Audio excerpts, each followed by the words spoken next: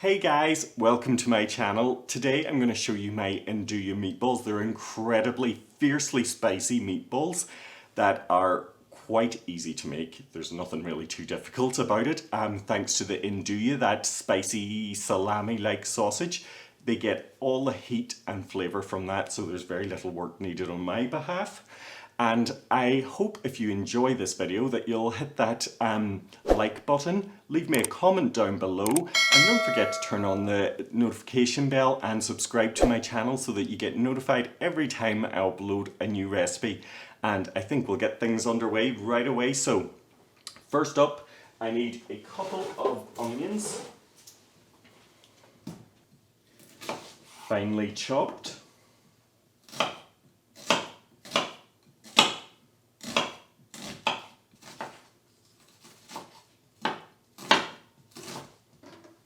And then I just want a good glug of olive oil, or any oil that you like. Just don't use extra virgin, it would be a waste of money because we're heating it. Get some heat on under that pan. And then with the onions. 2 cloves of garlic. And I'm just going to mince those into the pan.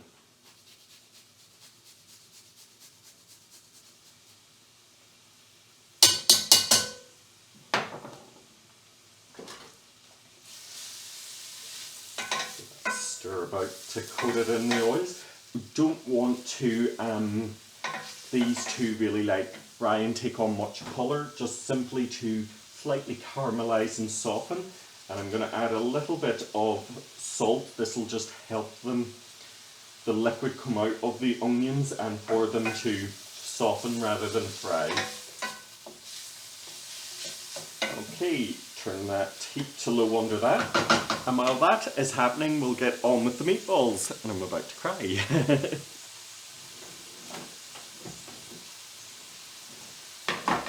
Okay.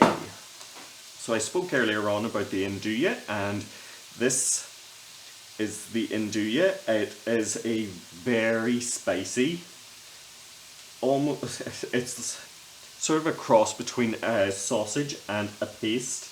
So I'm just going to squeeze that out of the casing.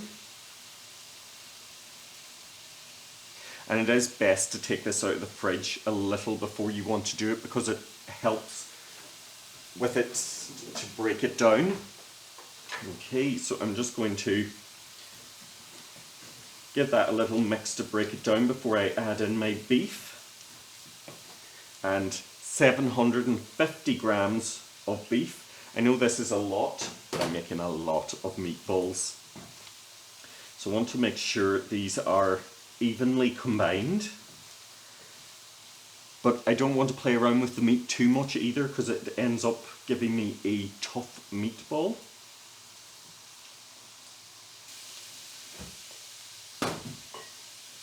Next I have 50 grams of breadcrumbs. These will really help them stay really soft and moist at the same time.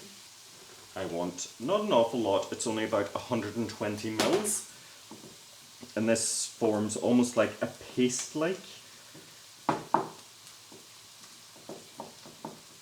So that is the sort of consistency you want. It's somewhere between a gloopy paste, and it still has a breadcrumby texture though. So in that goes.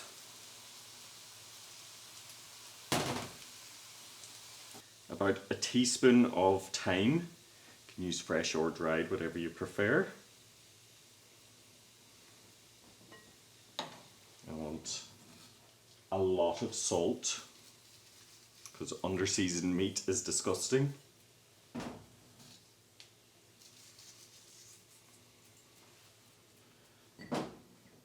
And coarse ground black pepper, quite a bit again as well. And now I'm just going to add those softened onions and caramelized garlic into my meatballs.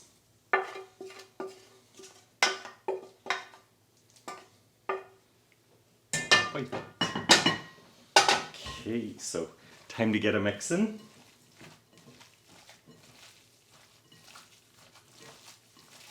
And you can feel already how soft these meatballs are going to be from the consistency of the meat. It's already loosened it. And I'm just gently working this together. Time to get a roll in. So I like my meatballs quite small. So I just take, maybe 2 teaspoons worth, about that size. And just roll them between your hands again, gently.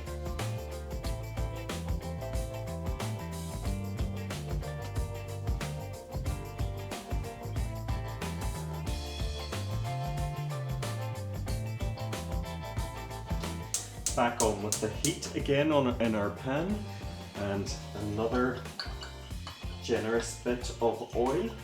This time we do want an intense flame and we do want colour because we're browning the meatballs, and that's going to add a lot of flavour. And I got 48 meatballs from that amount of mixture. I'm just going to lay them in a circle. That way I know which ones need turning first.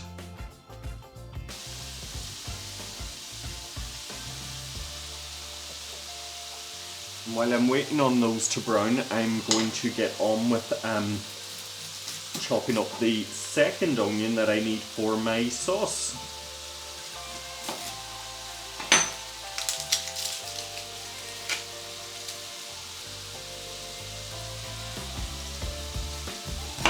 Again, we just want to chop our onion finely.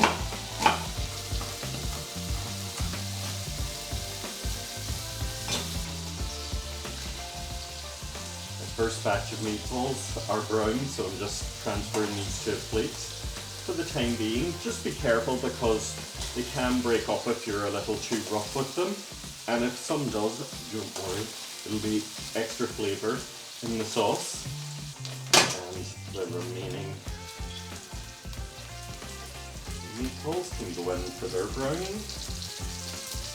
And you can see, just like chorizo, as the nduja cooks, it releases some of its flavoured fat into the pan, and this is going to be the base that my sauce cooks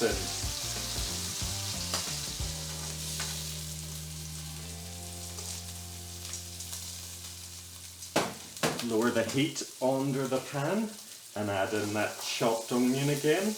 And just like for the meatball mixture, I want to mince in 2 cloves of garlic again. Every step and element of this dish adds flavour.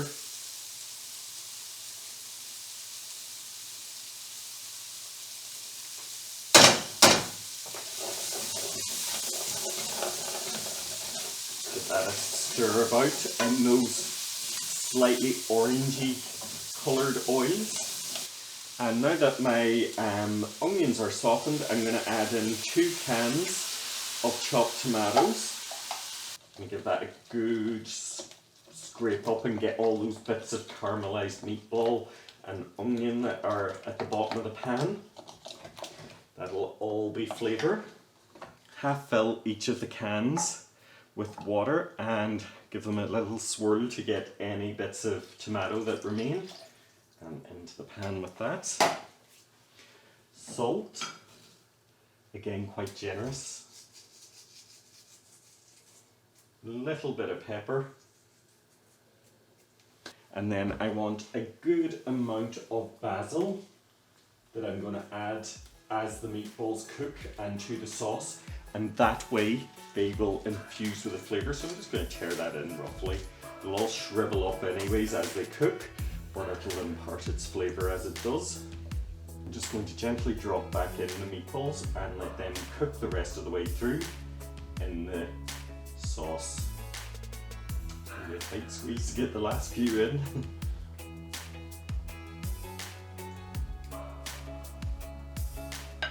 And any juices that collected on that plate can go in as well. I'm just going to let that simmer away for 25 minutes while I get on with a little bit of tidying up.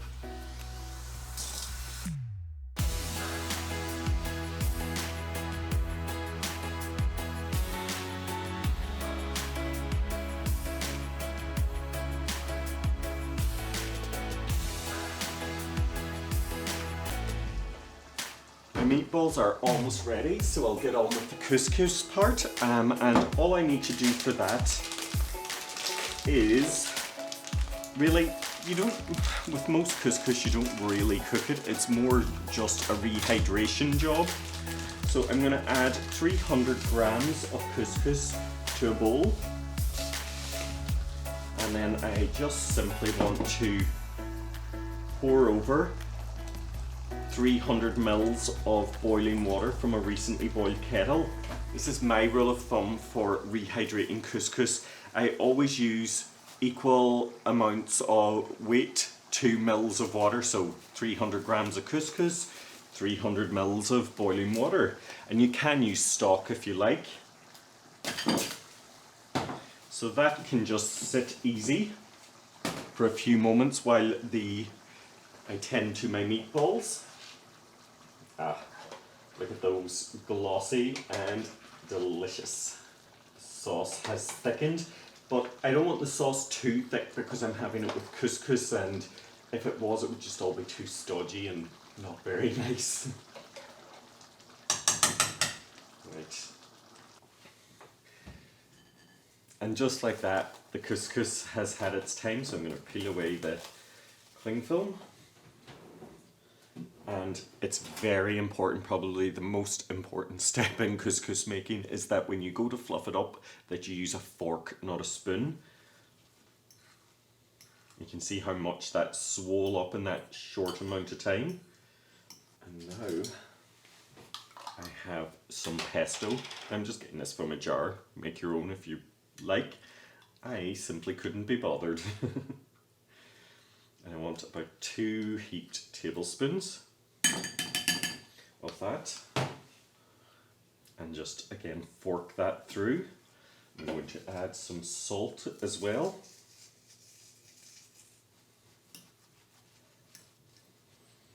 I also have a jar of char grilled peppers, the type that are used for antipasties, and I'm just going to strain them. And luckily enough, these ones are already chopped, so that saves me having to chop them. Grab myself a clean fork.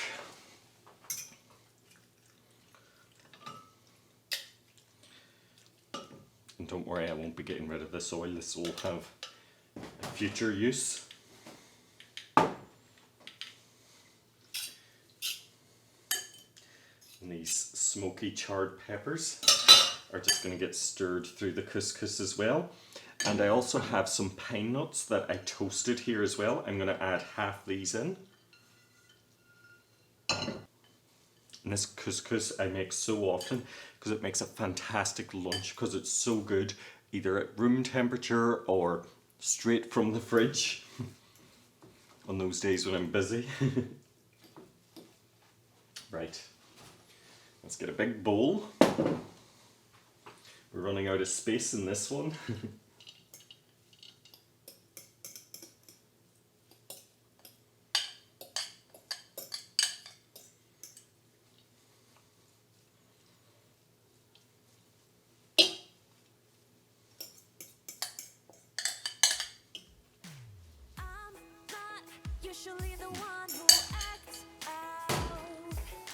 Fantastic. Now, time for the meatballs. Just going to spin these little babies over the couscous.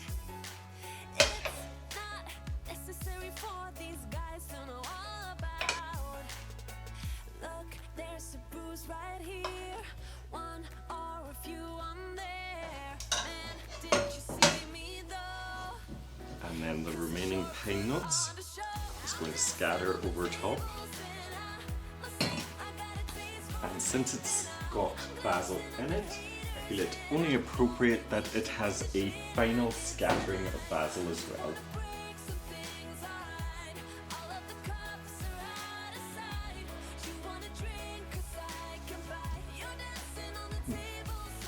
ready to eat.